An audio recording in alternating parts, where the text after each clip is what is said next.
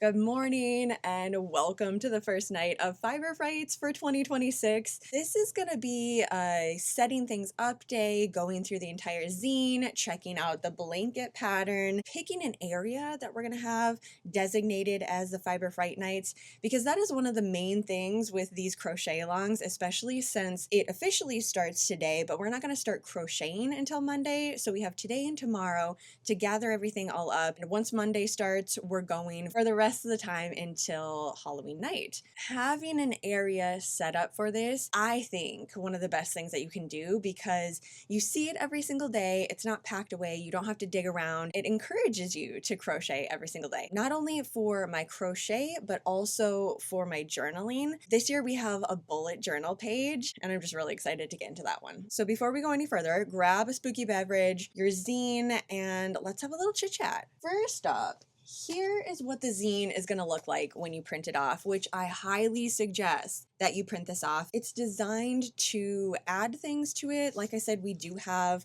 a journaling page, a bullet journal this year. There's a schedule in here, there's a movie list in here. It's meant for you to use. It is designed as an A5 sizing. That is totally intentional because I wanted to have it in my planner this year, and this is the size of my planner to put into my bag that I carry around with me everywhere. Totally empty, ready to go. I even took out I had like stickers and stuff on here and this side. We're starting fresh for Fiber Fright Nights. Each page does need to be cut out in order to fit into this specific journal. So we have the first page, the cover of the zine, Fiber Fright Nights Countdown to Halloween 2026. Moving on to the next page, we have the breakdown of the entire zine. Welcome to Fiber Fright Nights Ghouls 2026. Inside the edition, you will find the pumpkin picking crochet blanket, which is what I have back here. Basically, this entire blanket, apart from the appliques, is a C to C stitch, so corner to corner. Super cozy, comfy for a blanket, and it's a stitch that I can sit down, work up as I'm watching movies very easily, because once you get into it, it's very repetitive. You just need to remember where to stop and start your decrease. Apart from that, it's pretty easy to watch all the movies that you want to, which is good because this is a pairing of crocheting and also movies. So yeah, the pumpkin picking crochet blanket pattern, 100 night movie challenge list, and the Fiber Frights bulletin journal. We have the next page, which is the schedule. So here we are, August 1st, gathering our supplies. That's it. That's all we're doing today. Print out your zine. If you want to get a journal or like a cover for your journal, I'll link that below, the one that I actually use. I am going to add more on here. I'm going to decorate this and then it will stay that way from now until Halloween. Next up, we have August 3rd, and that's when we're officially going to start crocheting. So we're going to crochet one panel in the color Wild Thyme. This entire blanket is very autumnal vibes this year. I mean, it's called pumpkin picking, so we had to go that direction. The yarn that I'm going to be using is Blue Sky Fibers, and there's a couple of different ways that you can get your hands on this fiber. We have the 50-gram hanks of yarn, and this one is in the color Midnight Sea.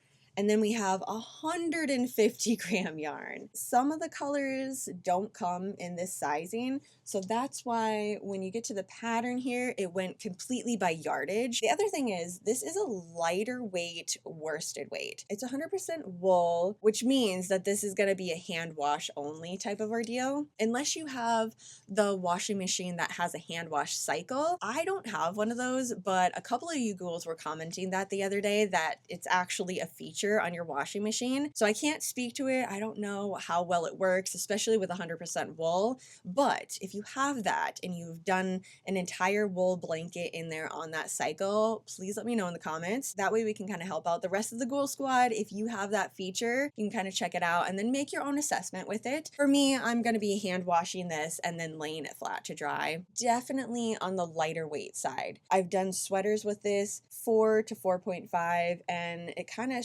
squished it down a little bit. Obviously with the C2C stitch, it has a lot of airiness, a lot of open spaces in between it. And since we're doing a double crochet, like there's just a lot of space with everything. So compacting this yarn, it's not an issue with this particular pattern, but just know that going into it. That's why yardage is definitely more important than how many hanks of yarn am I using. The color that we're starting with first is this one, the Wild Thyme. We've got the dark rich green, and there's little pops of yellow all throughout it, just like lighter green really, which makes it very interesting when the C2C panel is all completely finished, because it's not just a solid green. There's variations obviously from hank to hank, and then there's variations even throughout the hank of yarn. From there, we're just going to keep moving forward. Basically, we have one panel to create every single week, and it's all laid out here from August 3rd. Basically that last week, we're going to be doing only appliques and then putting the entire blanket together, which we're using the Midnight Sea to stitch everything together.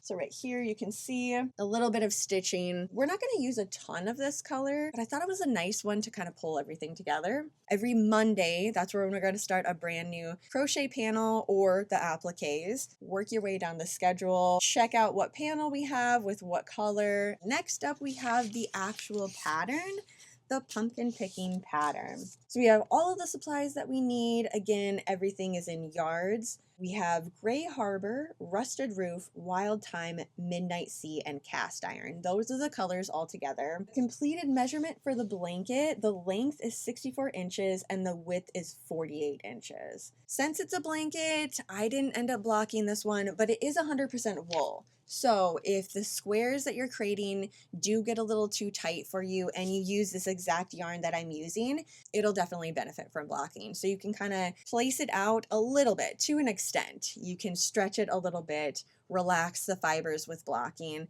and then seam everything together. So that's just an option. Moving on, we have the breakdown of the pumpkin picking blanket. This one, I kind of just run through everything. There's a couple of questions. I mean, the first one we already went over. Do I need to block everything? Chit chat about that. How do I best care for the blanket? And then can I use another yarn base besides wool? So if you're not a wool ghoulie, if you want to use cotton or acrylic, absolutely, you totally can. The only thing is make sure to pay attention to the yardage of the yarn, because again, every single hank of yarn, and especially when you go from wool to acrylic to cotton, they're all very different. So just make sure you have enough yardage for whatever type of yarn that you're using. Next page, we have the corner to corner panels. So I walked through that entire process. We have how to increase, how to decrease, and then how many rows you're going to need for each panel.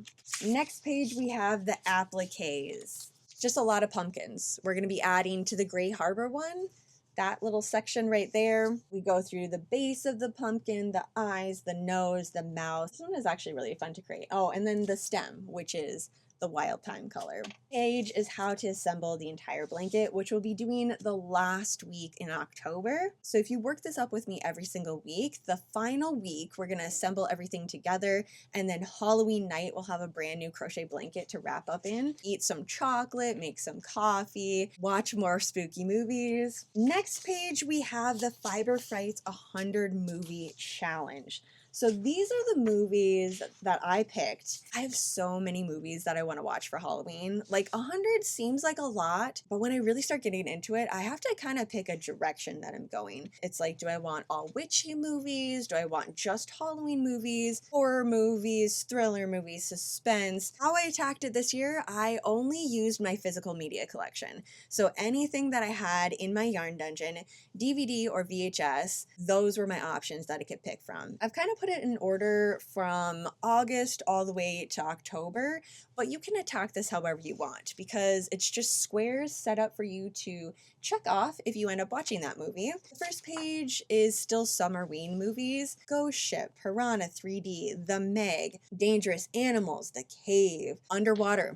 Obviously that one had to go first. So I'm just gonna kind of go across like this and pick out 7 for each week, work my way through. So go through the first page. Once we get to these last few weeks, you can tell, okay, we're in Halloween season. Bloodfest, Monster House, Cobwebs, Cobwebs is such a good ambiance type of movie. Just having that in the background as I'm crocheting in their backyard. They have pumpkins growing. There's no grass, no anything. It's basically the last week in October in Cobwebs. So the pumpkins are fully done growing. They just need to be picked. It really helps add to the eeriness of the house as well. So that movie, absolutely love it. VHS Halloween, The Village, The Witch, Cuckoo, Hellfest, Getaway, and then obviously, Trick or Treat for Halloween night and Tales of Halloween for Halloween Eve. If you do the entire 100 movie night challenge, I do have a hashtag down here, hashtag Fiber Fright Nights. Tag me, let me know what movies you're watching for the week.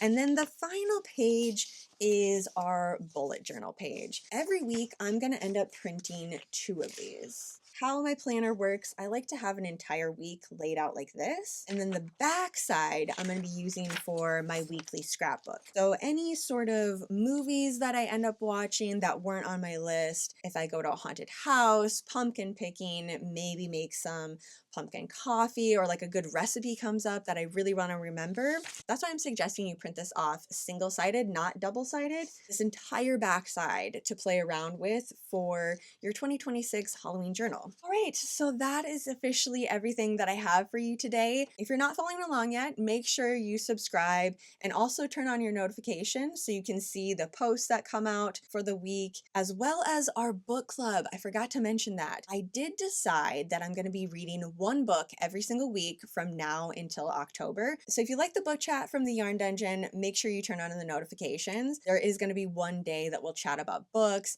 and then obviously our book club that came out today. On Fable, it was announced. We chit chat about books over there, the chapters, everything. This month's book looks fantastic. So check that out if you want to. Otherwise, I hope you decide to join in on all the Fiber Frights fun this year. Have a super spooky rest of your night, and I will see you in my next video.